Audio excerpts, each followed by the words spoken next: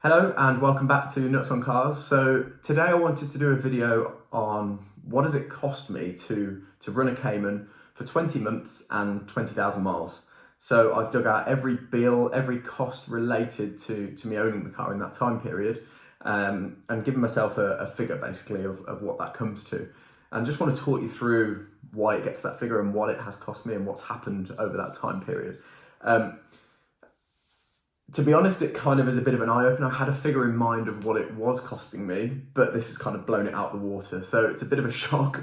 Yeah, it's a little bit upsetting, but I absolutely adore the car. And yeah, it's got to be one of the best cars I've ever had. So for me, it is worth it, but it's a lot in my opinion. So I wanted to give you a background. So I bought the car in August 2018. So it's a 2013 Cayman S 981 PDK. It's got a decent spec. I've paid £36,500 for the car. Now I've paid for it on finance, so I'll go through those figures shortly. The car had 36,000 miles on it, now has 57,000. And it's, as I say, it's a good spec and I thought it was well priced. It was actually from a BMW dealership up north that took it in part exchange. So I kind of thought they'd underpriced it a little bit, so I jumped in the car straight away as soon as it went online and snapped it up. So yeah, that's the cost of it. Now, since then, I've obviously had to maintain the car. Now, I was fortunate enough that the car actually came with some outstanding Porsche warranty for 8-9 months anyway, so that was already included in the price. But what I've had to do since then on top, I'll just run through now. So maintenance, I've had an £845 service.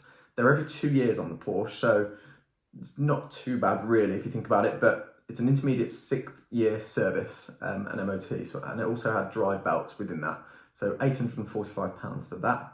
Now I wanted to keep the warranty going, so 2 months later I obviously wanted to extend it, so that came to £1,207, which I think the warranty itself is about £660. However, you have to have a 111-point check, even though I'd had one on the service, which is a little bit frustrating. And I wanted breakdown cover, and the Porsche one is really good cover. And I also had to have 4 tyre valves because they were perished, and they wouldn't put the warranty on without that basically having been done. So that was that. I've also then put some Porsche plates on it. I wanted to have, rather than BMW, I wanted Porsche at the bottom, so £36 for that. Now, in the 20,000 miles, I've actually only had to have 2 rear tyres, which I think is pretty good going.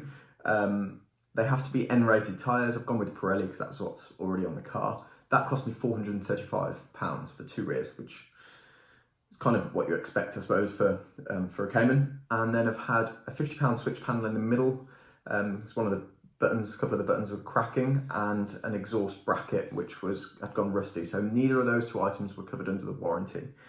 Now, in terms of the warranty, I've not actually had any real claims as such. So knowing what I know now, I wouldn't have spent the money on the warranty. However, if the engine goes pop, then for me, I just wanted the peace of mind of not having a £10,000 bill. So that's why I went with that. But the 981 is, as far as I know, reasonably reliable. So when that comes for renewal, I don't think I'm going to extend it. I'm going to take the risk and insure myself effectively. So we'll see what happens with that. So that's the maintenance side of things. Now we've got the finance costs. So I bought the car on PCP on a 30-month deal. I put £12,000 in as a deposit, and I paid £314 a month. They basically put a guaranteed future value on the car of £19,000 after the 30 months. So that's at 6.9 APR, which is a reasonably competitive finance rate on a used car. So that's basically, so I've made £6,000 in payments over this time. And the issue with putting that sort of deposit in, now I wanted to do that because it basically gives you a lower payment, obviously, but it's a bit of an unrealistic payment. I'm not really covering the depreciation of the car. So I think if I was to sell the car today, it'd be worth £27,500. So I've actually lost £6,000 of my deposit because there's only £6,000 worth of equity as it stands. So that's kind of where the big chunk of the overall cost has come from. Like any car, depreciation generally is the killer. Then you've got actual running costs. So you've got fuel, insurance and tax. Fuel, I've spent £4,400 on fuel, which It needs to be the high octane. I use the Tesco 99 because it is generally cheaper, and the car actually averages about 26, 27 to the gallon, which I don't think is too bad. So I spend £220 a month on fuel, which again is okay for the type of car it is.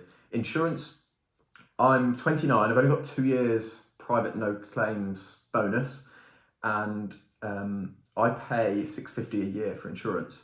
So I've spent £1,000 basically in that time on insurance, which again, for my age and the type of car, I don't think is too bad. It seems to be a lot cheaper than say like a Golf R or anything else seems to be like double the price.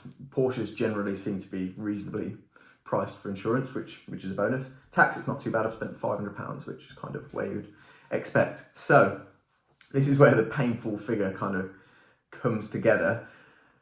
I've worked out that over the last 20 months, the car has cost me £20,000. So £1,000 a month. Now in my head, for some reason, I kind of thought I was spending about $600-700 with it all in. So to do the maths and it come to that figure was a bit of a shock, which is why I wanted to do the video really, because it kind of is the real world. I'd actually say I've been quite lucky as well. I've not put any brakes on the car, I've only had the 2 tyres. And part again why I've got such a big bill, I suppose, is because I drive it every day. And 20,000 miles is a lot in that period. Generally, Porsche ownership, I think they average about 5,000 a year, so the depreciation wouldn't be as bad, the fuel wouldn't be as bad. And so, but I just love the car and I want to drive it everywhere, so that's what's happened. And this is where I'm at with it. In terms of any car really, I think if you bought a nice car, nearly new, say, or new for sort of £20,000, you're going to be spending £500-600 a month all in. So really, it's about £400 more a month than one of those. For me, the cheapest way you can buy a car is buy a normal used car for like £7,000, preferably private, and you might be able to get that monthly cost down to say £350, something like that. So cars, unfortunately, are expensive. We are extremely passionate about cars, so it is always, it's worth it. And part of me just wishes I hadn't done the numbers, but there we are. So yeah, that's kind of just an overview of what it realistically has cost me over the 20 months. So hopefully you found some of that interesting, and yeah, if you liked it, give us a thumbs up. If you want to see another one from home, subscribe, and there'll hopefully be one shortly. And let us know, was that more than you thought it would be, or less maybe? So get in the comments, let us know, and hopefully we'll see you soon for another video.